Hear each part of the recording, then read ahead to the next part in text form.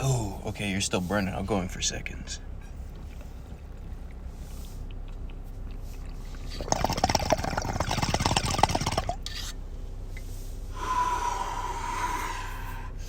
Oh my god, still if you insist, I will most certainly have thirds.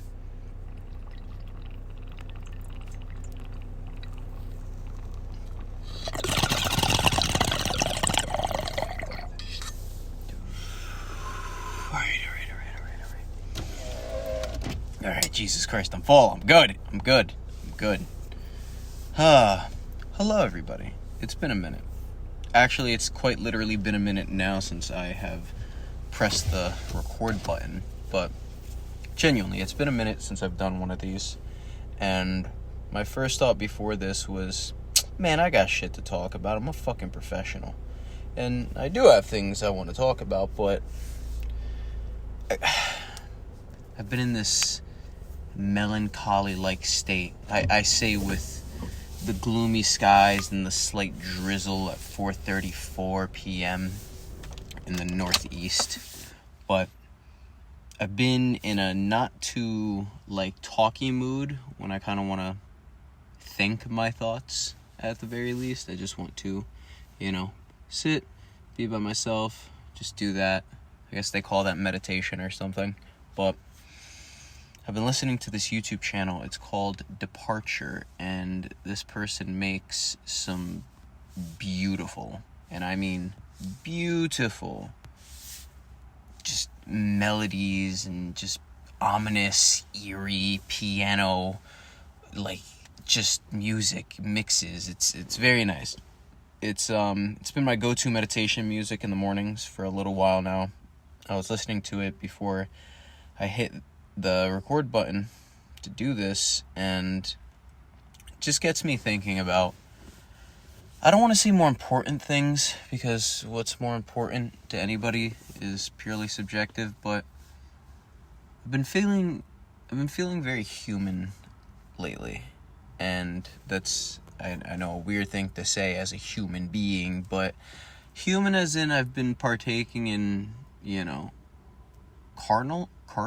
carnal, fleshly desires, things that people like to do for fun that I've never, originally found fun, but had to learn how to have fun with it, maybe not take certain things too seriously, like drinking, for example.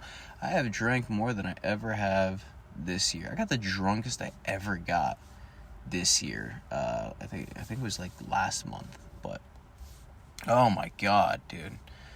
I got blasted, and it was fun, and parts of it were not fun. And funny enough, I was playing the piano at Tyler's house, because he had a piano in his room, and we were sitting in his room. Well, we were just in his room, and I was on the piano, and I was deep in it.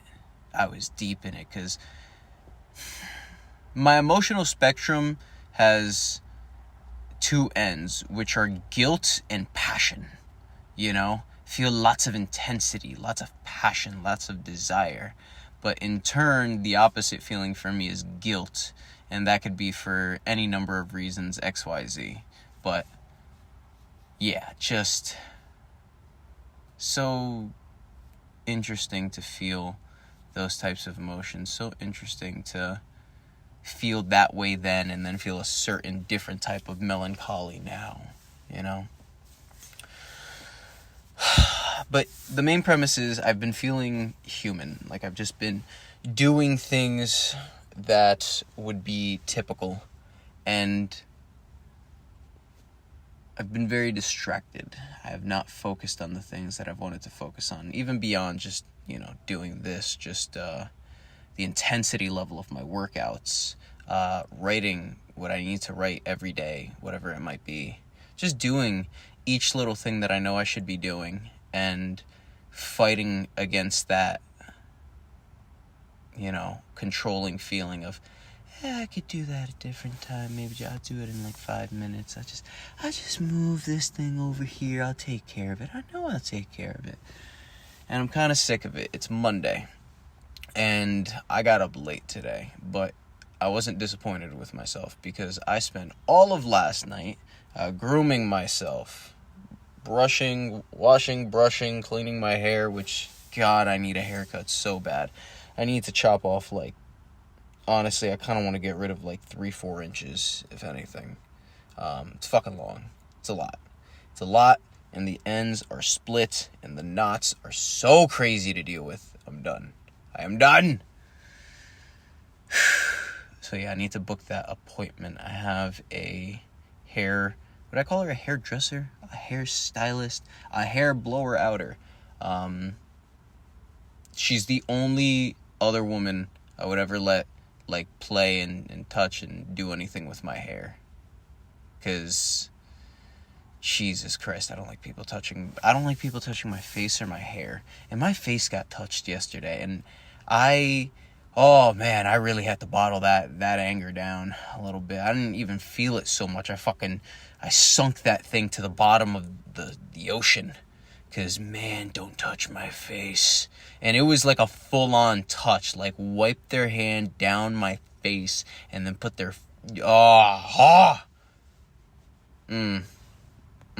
Anyways. If the person who did that is listening, don't do it again. Don't do it again. And then Tyler goes, yeah, what if I touch your face? What are you going to do about it? I go, nothing. Nothing. I don't want to fucking harm you. I'm asking you out of respect. Don't touch my fucking face. Do you want me to do something? Because I can fucking do something. But I want to focus more on getting stronger, having those intense level workouts, working on my creations, my ideas, following through on them beyond just, having some things drawn out or written out. Like, I need not only just models of things, because I have a 3D printer and it's incredibly underutilized. It's incredibly underutilized for, what was it, like $800? Like, I gotta do better. I gotta do better. It's dumb the way that actually might have been like close to 1,000 with, like, the PLA and the AMS and whatever acronyms. I don't know. I want to be better in the sense of when I do wake up, the best version of me is doing the thing immediately. Just I can get past that feeling. The best way I can describe getting past that feeling is like a cold shower. Like, you can do a cold shower, but man, that one sucks. That one sucks. But at the same time, I think putting yourself through a phase of doing some cold showers every so often, here, there, just, I think it's good for split decision making. Because it's almost like you're on a 1-second timer of, like, do you want to quit yet? Do you want to get out? Your body is constantly asking you that. And, part of it is just, there's the having fun factor and everything. But I think all in all, that's just an interesting thing. Because what if you just do completely ignore the cold? You know what I mean? Eventually, your body does reach a point. It'll just shut down if it can't create any more heat and sustain homeostasis.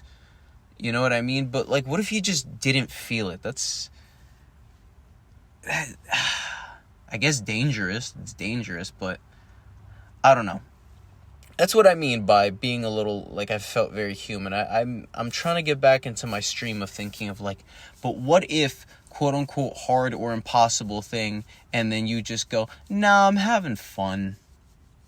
I just think having fun trumps everything. The one who is having fun will always be the one that is taking it serious.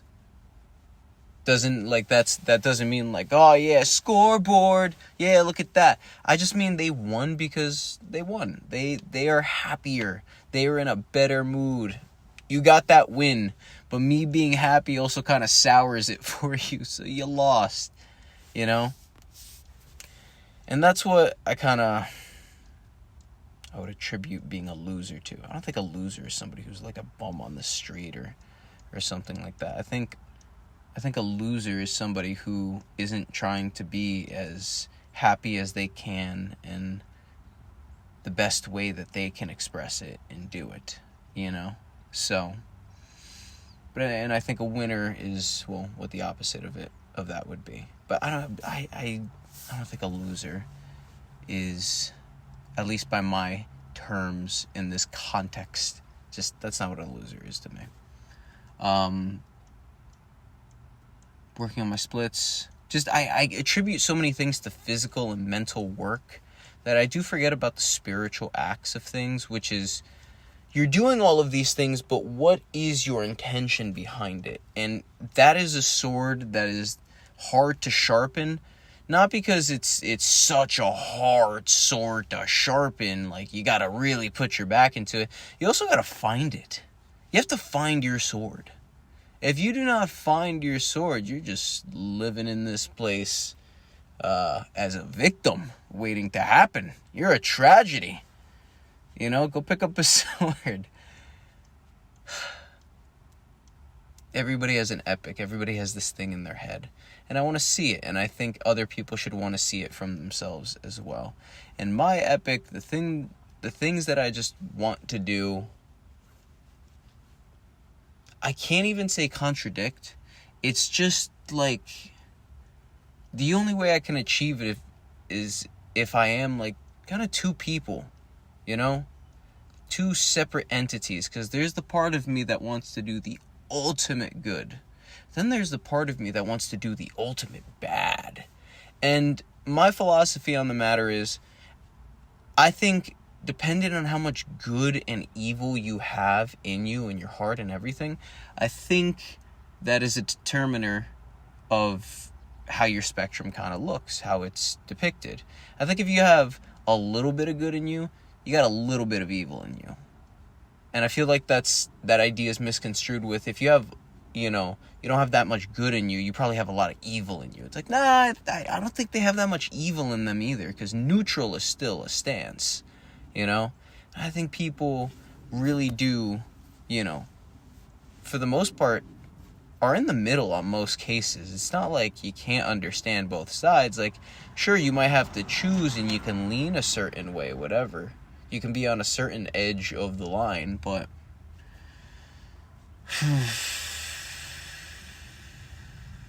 yeah, just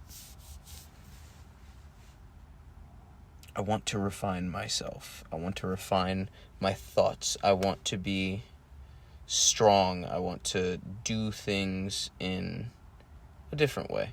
I'm watching my nail beds right now because I got bruises and I feel like it's taking longer for my fingernails to grow to get rid of this.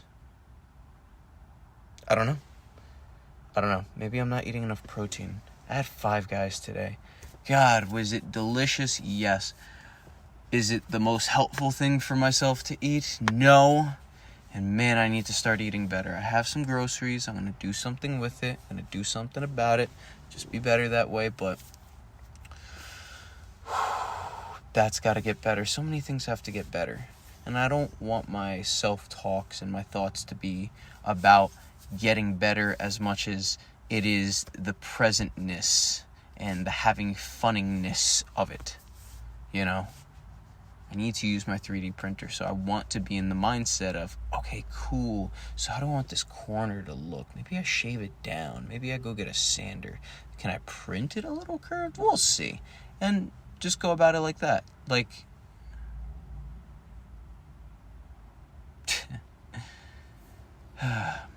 it's tough. I want to see the ultimate good. I want to see the ultimate bad. I think people who have a lot of bad in them have a lot of good in them.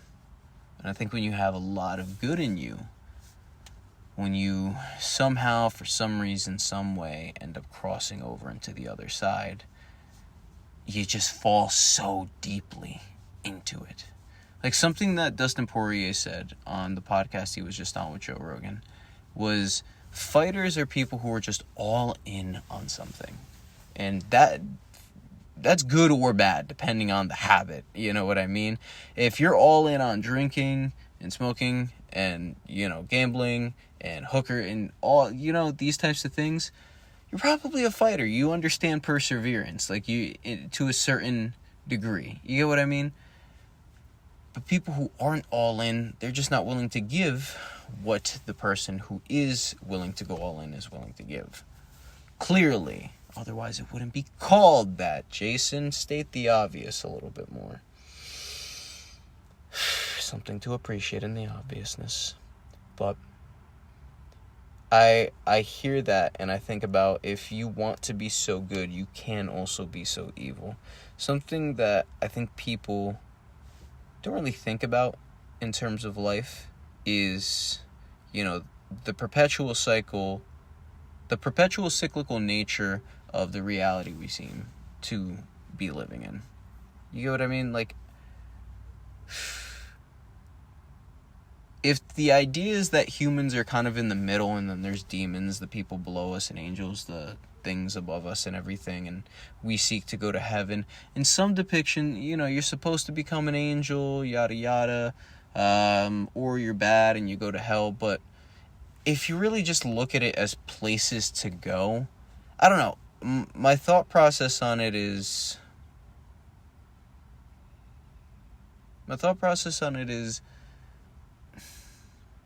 you go from human and then you go to heaven. Once you're in heaven, what do you do? What do you do? What do you do from there? Well, I have a question for you. Have you ever tried hell? No? Well, then you're probably going to stay in heaven. Or you might go back down to earth. Some people will never want to take that journey to hell. Going to hell also requires, if you're going to, get the full experience, requires you to be a demon. Requires you to bring yourself downward, which is fascinating, because there's clearly people in this world that have this type of obsession, or at least the obsession is still transcendence, but replacement of what they are in the lower realm, which is very fucked up in a sense. But the person defending the upper realm needs to defend it at the very least. You do not have to attack, but you sure as hell have to defend, If demons want to become the new humans and then revert us down into demons in whatever form that might look like, it's up to us to do something about it. And if we don't, well, then we were inferior at this point in time, because things only happen in space and in time. And maybe we can get that back. But the thing about that is we're thinking about it conceptually, when it should be thought about in this physical reality, this matter. Because you have to witness all that time and space. Specifically the time. You have to bear witness to existing perpetually. Even if it is in a lower spectrum, a lower plane. The reason I say these things is just because it's been on my mind, just thinking about these types of things. Like thinking about even Lucifer, for example, which is a story that I think people misunderstood and know before you just brand me as a Satanist, which I completely 100% totally am, 1000%. It's an open to interpretation book and story. And my interpretation of the story is, I think you got this guy, you got Lucy over here, and he's the most beautiful angel of them all. He is the angel of light. Correct? Well, God loves him, is his favorite, but God loves something above him, which are humans. Whoa. He loves humans more than he loves little old Lucy. So Lucy does the whole, my dad doesn't love me as much kind of thing, throws a tantrum, fucking crashes his BMW in heaven, fucks some hookers, and slaps J-Star over there, and then he's like, and then God's like, I'm putting you in timeout, throws him all the way down below the humans, and like flying past an open elevator door, and then hits the bottom of hell. And his job isn't to be there to torture all the humans that come there, because I'm just so mad about it. I think it's more so that this is the journey of Lucifer becoming the thing that God loves the most. This is my interpretation. My interpretation on it is, in order for a tree to reach heaven, its roots must be laid in hell. But what is to be said for something that has always been in heaven? You get what I mean? Like, perspective. Perceptively. We're going to figure out words and how to spell things and whatever, but to kind of take it from that standpoint of, well, now he's there and he's, well, I guess a demon. Still an angel, but, a demon in a sense, characteristically now. I don't know. Did he ever change his look? Who knows? But after hell, I mean, what quote do you follow? If you're in hell, keep going. Why would you stay in hell? And sometimes, angels will come down to hell, save a soul that was there, wrongfully there, quote unquote. I don't know about that. Maybe wrongfully there, but I also think maybe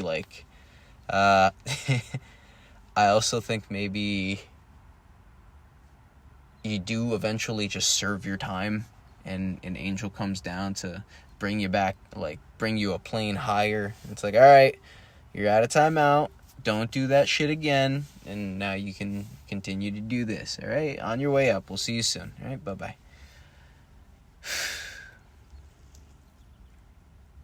So maybe Lucy is just trying to experience the journey of ascending after being nothing but there. He was neutral. He was just already this. He had to fall, become a demon.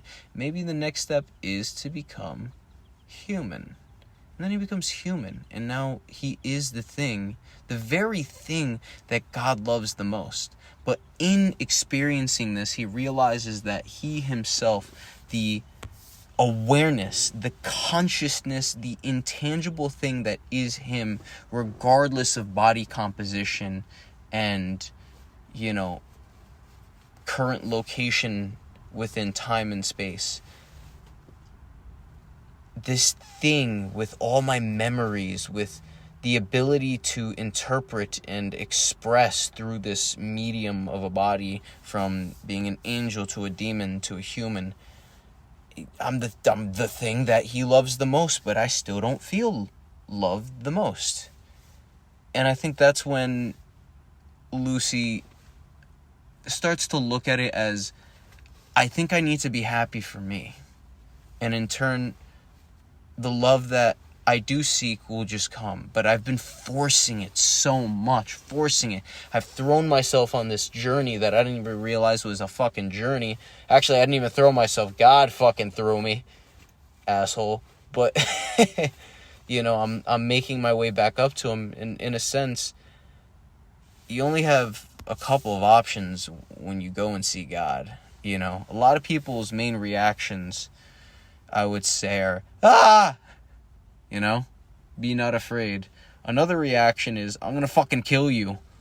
And that's like, whoa, geez, what'd I do, And then another one would be to say, God, I'm sorry.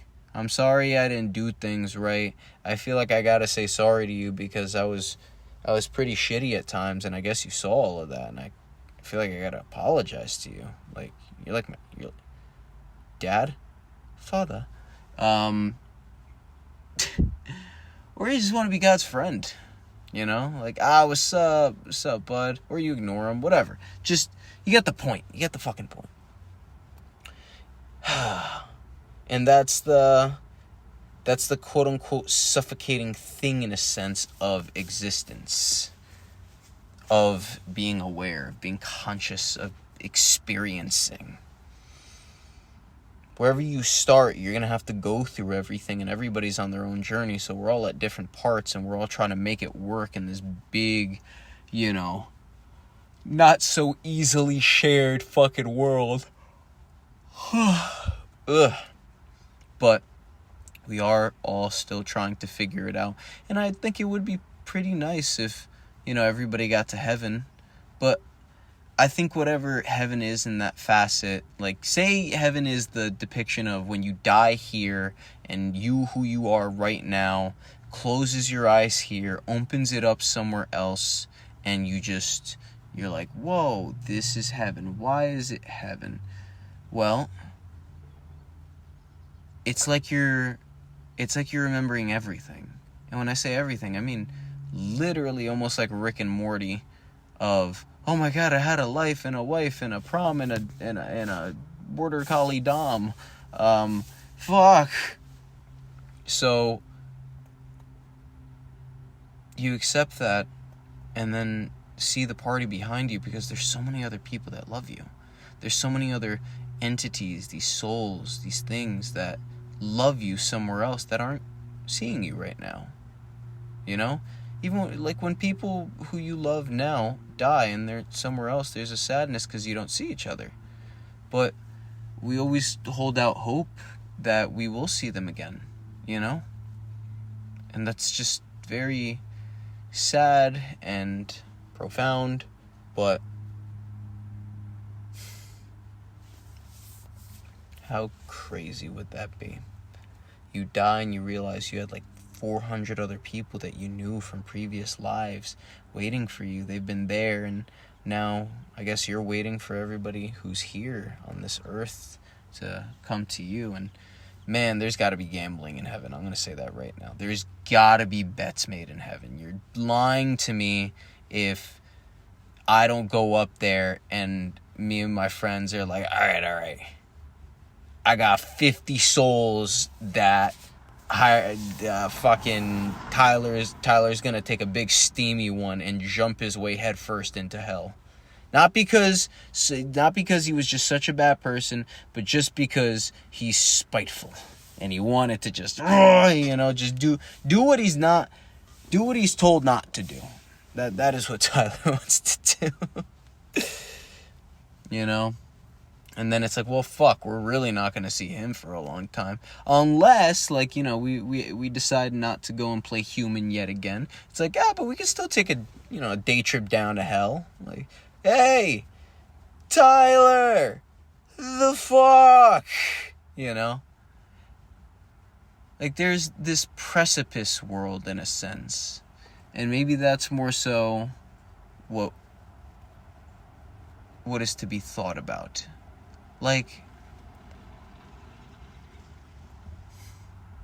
all of it's so, I don't know, so much on my mind. I need to get better with my hands and my feet. I need to draw. I just saw a video of this woman who can draw with her feet and her hands, and it's crazy, and I want to learn from her. So badly, but I need my work ethic to be on point. I need to be what I'm doing needs to mean something. I need to do things correctly. I need to just not suck. I need to feel like I'm being me and I'm doing whatever I want in a great way all the time. And I shall. And I shall. My dad works hard. I just saw him now. To still be working at his age, could have retired. Deputy chief of a police force in New Jersey. The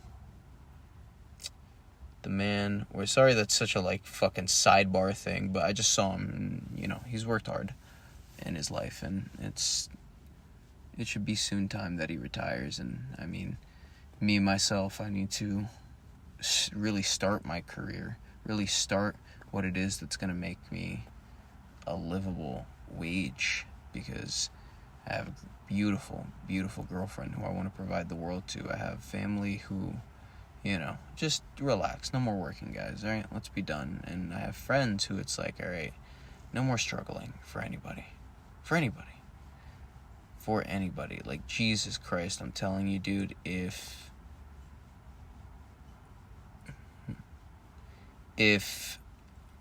it were me, this is just purely me, and I would want to see, I don't know, giving your friends money is such a slippery slope, because the way that I would, I guess, try to kind of go about it is like, I'm going to give everybody a dividend account, and it's going to have like $1 million in it, and it's going to make 6%, back every year, whatever, or maybe I do like 15 and make 6, cover taxes and everything. So we'll say break even after everything, adjusting for market and everything, yada yada. $60,000 a year. I mean, you don't even have to work, bro. That's your base. Working is for fun. Working is for passion. You can do whatever the fuck you want. I really want to see if that works. I want to know if, having everybody essentially retire young is actually a good thing so we can all hang out and do things, or if it's actually a really bad thing and it makes them very unappreciative for things and they lose passion and fire and don't want to do anything. But I don't know. I guess kids also keep you on track. But alright, it is 5:03. I've gone on for a little while. The main premise is I want to be a little less distracted so that way I can come back to this and talk about my accomplishments without any sense of pride and arrogance and narcissism and yada yada yada. I want to come here and proudly say I did 2 pull-ups with 4 plates and a 10. I did it. I'm trying to get to that 5-plate pull-up mark, but I want to be more proud of that. Like, I'm still not even proud of that. I'm really not. There's so many strong people out there, even for my weight and everything. I need to be fucking stronger. I need to be way stronger. So, I'm going to go focus on that. I think my girlfriend's about to call me. She gets out of work, so I want to be there to greet her, hear her beautiful voice, see her gorgeous face.